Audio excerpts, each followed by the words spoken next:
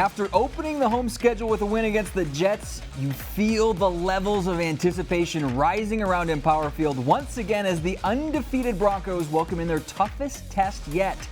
The Baltimore Ravens arrive in Denver this Sunday for one of the most unique challenges the Broncos will face all season. Welcome in to Broncos Weekend, everybody. I'm Matt Boyer alongside Alexis Perry and the Hall of Famer still in his gold jacket, Mr. Steve Atwater. Steve, looking good. You got to keep it going, boy. You got to keep it going. The gold jacket mojo, I like it. Guys, Denver is 3-0 so far this season. They've gotten some national recognition. Von Miller, AFC Defensive Player of the Month, well-deserved. But as Teddy Bridgewater said, in life, when you accomplish stuff like this, there's always a button. For the Broncos, but they haven't played anybody yet. This week, that definitely changes as we look at the quarterback matchup this week. Two of the best to ever do it at Louisville, Lamar Jackson and Teddy Bridgewater. Alexis, Teddy was stellar again this past weekend from an efficiency standpoint, even if he didn't have a touchdown. So when you look at this weekend's matchup with Bridgewater, how can he take advantage of a Ravens pass defense that has given up the third most pass yards in the NFL? You know, I think there should be an asterisk next to that stat, just given who the Ravens played their first 2 weeks of the season. They took on Derek Carr, who's leading the league in passing yards so far this season, and then they faced Patrick Mahomes the following week, and they played deep zone, which is an entirely different defense than they usually play. So the Ravens, they had the highest blitz rate in the league last season, and I have a feeling they're going to get back to that this week up against Teddy Bridgewater and the Denver Broncos. I really do expect Bridgewater to be blitzed a lot. So in order to combat that, I really think Teddy just needs to not force it. Use the screen game a little bit more than usual. You know, the Broncos, they're going to have plenty of opportunities downfield with Tim Patrick, with Courtland Sutton. So as long as they take advantage of that and they don't really risk any negative plays, I think the Broncos are going to be in a really good position. I also want to point out, though, that Teddy Bridgewater, he has a passer rating of 150.9 when he is blitzed this season. So I'm feeling pretty good about it. Last week against the Ravens, Lions quarterback Jared Goff had a completion percentage of 73. That's Teddy Bridgewater-esque, no touchdowns, but a 73% completion percentage. Very familiar for Broncos fans. Steve, on the flip side, with the Ravens, Lamar Jackson against the Lions struggled more than we've seen him. They did a good job with four-man pressure, keeping him contained. Jackson's been battling a back injury, but we know he's explosive. How can the Broncos limit his effectiveness? Well, I would say, one, our players. We have great players out there. Our players are hungry. They're talented.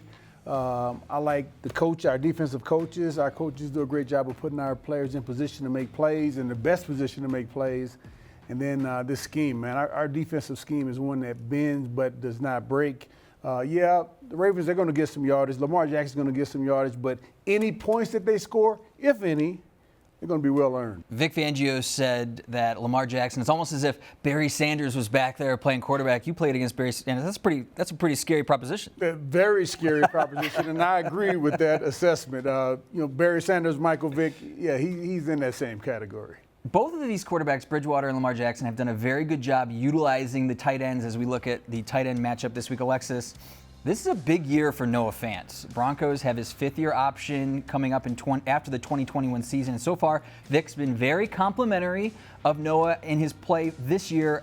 When has Noah been at his best, though? You know, I think anytime he's really targeted, that is when he's at his best. We all know Teddy Bridgewater's favorite target is the open guy. And so when there's a mismatch with Noah Fant, he always takes advantage of those opportunities. I think he's improved in a lot of ways. I think he's a better route runner this year. I think he's really sticking with the play. He's not really giving up. He's definitely finding open spots in his zone, and he's just working hard to get open. And I just think he's also improved in his blocking a little bit too this year. So overall, I think with injuries mounting at the wide receiver position, it's not just Noah Fant that's going to be called upon to kind of help fill a little bit of a void. The Broncos are lucky that they have Noah Fant, Alberto Kawebunam, Eric Saubert, and I think once those tight ends really start getting involved, this entire offense is going to be able to spread their wings a little bit more. So overall, I love Noah Fant. I love his game that he's been playing this year, and I can't wait to see him continue to improve. You can take a bow if you'd like. You mentioned it last week, those heavy tight end sets, that 13 personnel. The Broncos, when they scored touchdowns last week, it was in 13 personnel, so very good call by you, AP. Thank you. On defense now, Steve, though, for the Broncos in covering Mark Andrews. Andrews doesn't get mentioned a lot when it comes to being a premier tight end in this league, but he's very effective. Ravens paid him a big contract this year. what are the best options for the Broncos when it comes to defending a tight end like Mark Andrews? Yeah, I believe that Mark Andrews, after Lamar Jackson, is the Baltimore Ravens' most potent offensive weapon. He's a guy that's big, he's got great hands, and Lamar Jackson loves going to him in clutch situations. Now, Mark Andrews has had a drop problem, a little bit of a drop issue over the last 3 years. About 10% of the passes that were thrown to him, he dropped them. This year, he hasn't had a single drop so far. Now, I don't think the Broncos can allocate a safety to play him man-to-man just because of Lamar Jackson. We're going to do that. We need to do that with Lamar Jackson. But we got to be sure when we're dropping back in coverage that we get enough depth, and we know that in clutch situations, Lamar Jackson is going to be looking for Mark Andrews. Broncos haven't faced a dynamic tight end like Andrews yet. Remember, week 1 against the Giants, Evan Ingram was not available for the Giants, so this is going to truly be a very tough test for the Broncos. Speaking of tough tests, the guys that are going to be called on to cover these tight ends are the inside linebackers for each team. Let's take a look at Patrick Queen and Alexander Johnson. Alexis, Alexander Johnson was everywhere last week. Yes, 2 sacks, leading Denver in tackles so far this year. What's impressed you most about his game this season? You know, his playing coverage is getting better, I think, but he's really expanded his bag of tricks with his ability to pass rush. I think more than anything, though, it's really his diagnostics. He understands this Vic Fangio defense, and he's effectively able to diagnose the opposing offense, and then he reads his keys, he hits his landmarks, and he finds the quickest path to the play, and he then makes that play. I've been really impressed with Alexander Johnson this entire season because it's so clear that this year more than ever, he really understands his job and the entire philosophy of this Denver defense. And so now with Josie Jewell out, he is the green dot guy. He's been called upon to know the job of every single guy on the field, and I think he's doing that really well. He's embracing that role, and I'm excited for him. Vic Fangio is very complimentary of Alexander Johnson's ability to replay those play calls, so a good sign for this defense going forward. Steve, for the Ravens, I know you like Patrick Queen. You've been a fan. You've been a fan since he came out of LSU. So if you're John Harbaugh and you've got a linebacker like Patrick Queen, how do you deploy him against the Broncos, or how do you think we're going to see him deployed against the Broncos? Yeah, I really like Patrick Queen coming out of LSU. I still like him, like his game. He's kind of had some ups and downs there with the Ravens. He has some missed tackles and coverage. He hasn't been great. But I think they'll continue to utilize him the way that they've been doing. He'll be up on the line of scrimmage, disguising coverages, acting like he's going to blitz when he's not. Sometimes he will blitz. And also him just being that middle linebacker right in the middle of the field. He's a sideline-to-sidelines player. He's got plenty of speed. I think they'll do the same thing. I don't anticipate him playing man-to-man defense on Noah Fant or Albert O.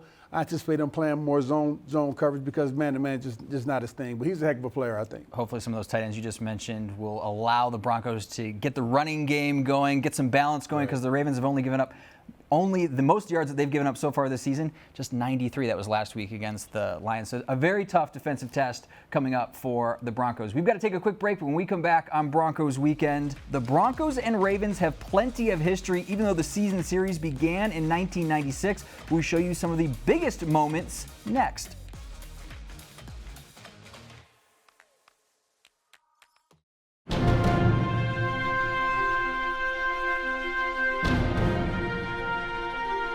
The Broncos and Ravens began their season series back in 1996, with Denver earning a 45-34 win in their first ever matchup. However, it's the Ravens that hold the advantage in playoff meetings, owning a 2-0 record against the Broncos in the postseason. And the Baltimore Ravens, in improbable fashion, have beaten the Denver Broncos. Since that time, Denver hasn't lost to the Ravens when the two teams have met in the Mile High City. In 2013, Peyton Manning threw 7 touchdown passes against Baltimore, as Denver avenged the previous season's playoff heartbreak with a 49-27 win to open the season. DT has a screen pass, and he's off to the races. DT at midfield, and he is long gone.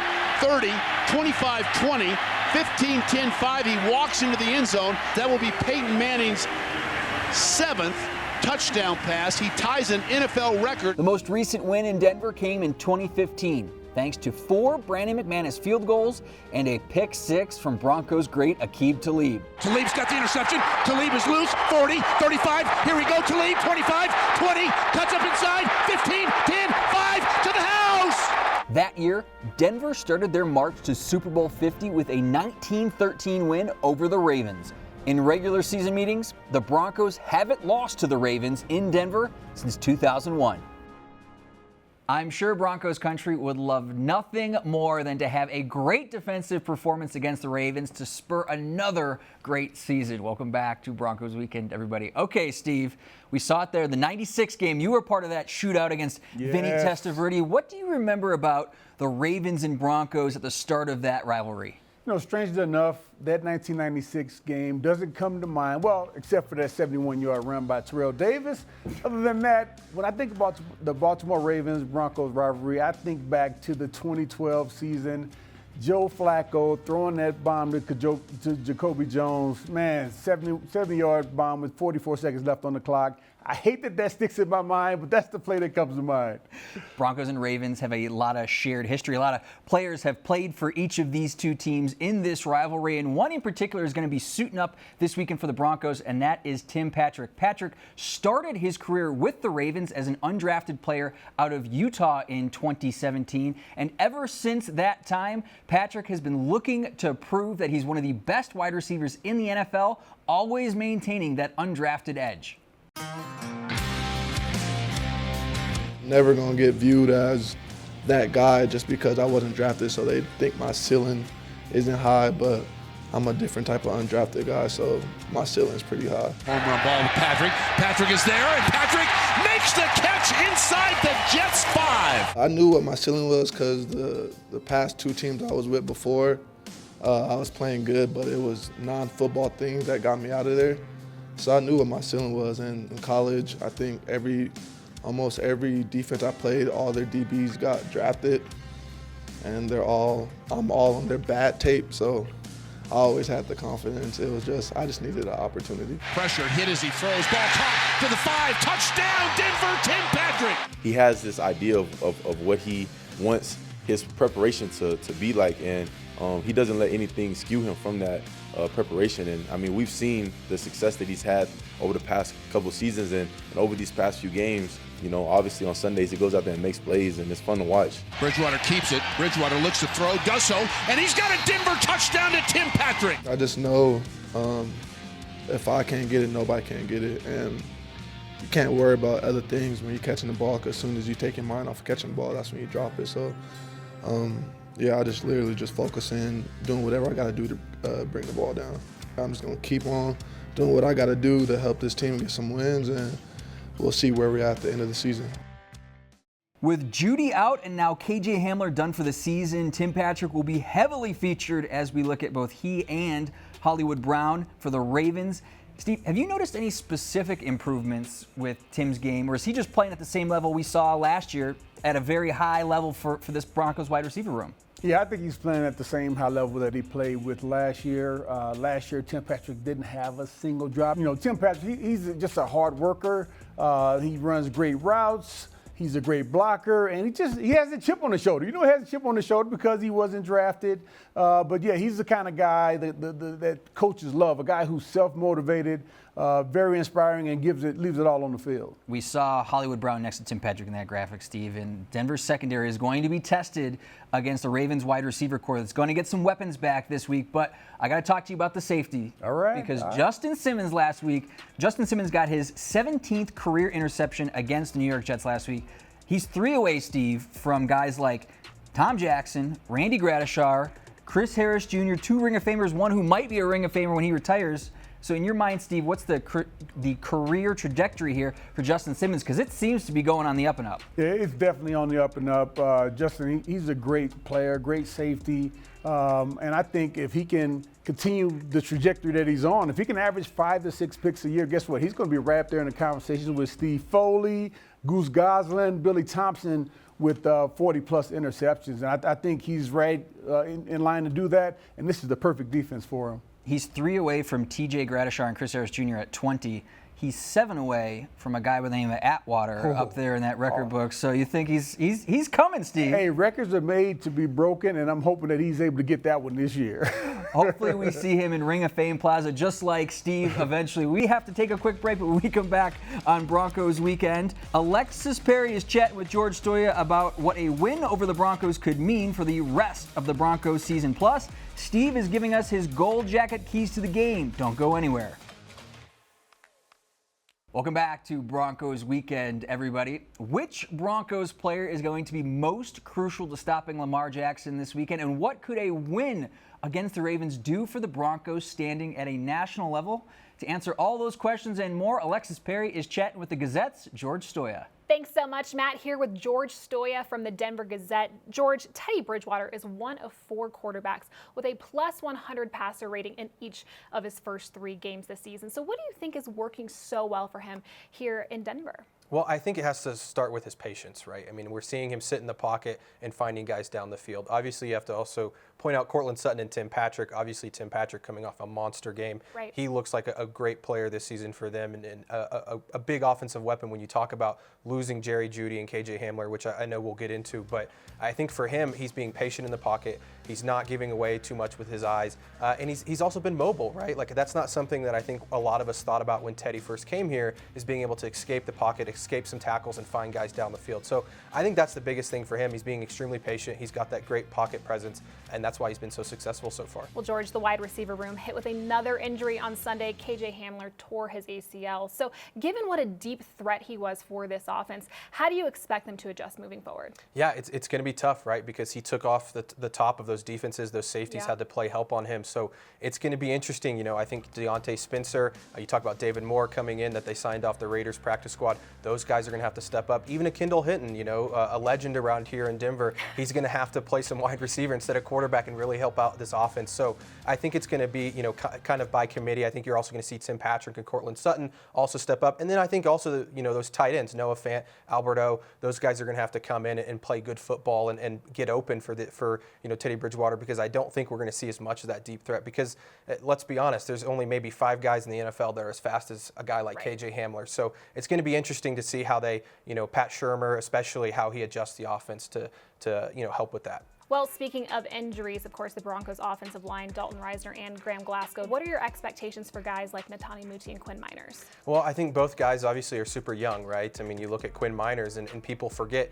he hasn't played football really in 2 years because his season got canceled at Wisconsin Whitewater. So, you know, he's super inexperienced, but I thought both guys came in and played really well, especially Muti. I mean, he's a guy that we've seen him play quite a bit. And we actually got to speak with both guys today, and they both said they're starting to feel more comfortable, especially, again, Muti. But I think also it's going to be really important for a guy like Lloyd Cushenberry at center, who, you know, he's only in his second year, but he's going to have to be able to help those 2 guys if they have to come in, because that center position, you're talking about communication, and you're also playing a team like the Ravens who like to throw a lot of different blitzes, and that could be some problems for the Broncos. So I expect those guys to play well, but it is a big ask for those guys when you're talking about filling in for Reisner and Glasgow, who've played a lot of football for this Broncos team. Well, as for the Ravens, you know, Lamar Jackson, he's actually off to his worst start since becoming the full-time starter in Baltimore in 2019 in terms of completion percentage, passer rating, and giveaways. But he's still Lamar Jackson. So what does this Denver defense need to do to contain what he can really do with his legs? Yeah, it's interesting. He might be having his worst season, but he just beat the Kansas City Chiefs a couple weeks ago. So it's like, you know, he's still Lamar Jackson, like you said. And I think the biggest thing is it's going to take all 11 guys, right? You're going to have to, you know, make sure he doesn't have the big play. And I think that's going to fall on guys like Justin Simmons, Kareem Jackson. You know, if Lamar escapes for a first down, make sure it doesn't turn into a touchdown, right? Like, you don't want the 50-yard play with his legs. And so those sorts of things. I think you're also thinking about Von Miller, right? Setting the edge, Malik Reed, those guys are going to have to play really well. Draymond Jones, Shelby Harris, those guys are going to have to get in the backfield and make some disruption, right? Force them into some bad mistakes. And then, you know, you also have to look at the linebackers, right? Alexander Johnson, he's probably going to be in some spy situations where he's just watching Lamar and see what he does. I think I mean, you can go down the list. Everybody is going to have to be aware of where Lamar is at all times. Who's maybe a quiet offensive threat that maybe we're not talking a lot about right now, but the Broncos have probably circled in their preparation this week? Yeah, you know, I think a lot of the attention obviously goes to Lamar, but they do have some weapons on the outside. You think of Hollywood Brown, Devin Duvernay. I know he hasn't had the production that he wants this year, but he's a speedster for them that could, you know, take the top off if Hollywood Brown's not there. And then I think the biggest key for them, other than Lamar, is Mark Andrews, right? The big tight end. He reminds you kind of Travis Kelce. Just signed a big contract for Baltimore, so he's a guy that it's going to be interesting to see. Are they going to line up a Justin Cernad with him? Are they going to line up Caden Stearns, who's a rookie playing in that dime spot? And so they have a lot of different guys. I know they have some injuries there in the backfield, but they're still, I think, leading the league in rushing right now. So it's going to be a tough ask for this Broncos defense for sure. Well, George, the Broncos are 3-0 to start this season, but given the teams that they've beaten are all 0-3, the Broncos just aren't really getting the credit that I feel like they deserve right now. So what would a win over the Ravens say this week? Well, I think it's huge, and I think you first have to start with, I know that they faced 0-9 teams, or combined they're 0-9, right? But you can only play the schedule that's in front of you, and I think that they've gone out and they're winning these games handily, right? Like they're just beating these teams pretty easily. So I think that, one, they deserve a little bit more credit than probably what they're getting. But secondly, I think it would be huge, right? The Ravens are a team that's been in the playoffs the last few years. They've been one of the better teams in the AFC. If you can beat a team like that has a player like Lamar Jackson, I think you earn a lot more respect. And I think it's also huge for this team's morale, right? I mean, I know going 3-0 was their goal, but if you can go 4-0 and you head into Pittsburgh next week, I think that's huge. So I think it's going to be great for their confidence if they can walk away 4-0. And I think they, again, will get some national respect if they can do that. Well, George, thank you so much for your time. We really, really appreciate it. We'll see you this Sunday at Empower Field at Mile High. And also be sure to follow him on Twitter at George Stoia. Matt, let's send it back to you. Thank you, Alexis. Okay, Steve, time for your keys to the game now. Statistically speaking, the Broncos are 3-0 whenever Steve Atwater wears his gold jacket on Broncos Weekend. Let's get it going. 4-0. How are we keeping that gold jacket mojo working here for 4-0? First off, as you know, contain Lamar Jackson. You don't want him to get outside the pocket where his options and his opportunities are endless. We got to keep him inside the pocket. Second key to the game, I think, is making sure that when the Ravens rush forward defenders, we got to make sure that somebody gets an extra chip on Calais Campbell. He's a beast up in the inside. Pro Football Focus says he's the 7th highest graded defensive player this year. He has 9 pressures, and he's just, wreaking havoc up in the middle. My key, Steve, we mentioned it last week, take care of the football. Bridgewater tied Peyton Manning last week for a career mark, 3 consecutive games with a completion percentage over 75%. This week, he's taken aim at Tom Brady. If Bridgewater can go over 75% again for his completion percentage, he could be the first QB since Brady in the 2007 season to start a season with a completion percentage above 75 for the first 4 games of the year, okay? That 2007 year, the Patriots went undefeated in the regular season. I'm not saying it's going to happen for the Broncos, but that's good company to keep, isn't it? Oh, that's definitely good company to keep. And if that can happen, guess what we're going to have? What's that? Another dub. There we go. Another dub. 4-0. And Steve Atwater will still be wearing his gold jacket. Right. That's going to do it for us on Broncos Weekend. For the Hall of Famer Steve Atwater, I'm Matt Boyer. So long, Broncos country. We will see you next week.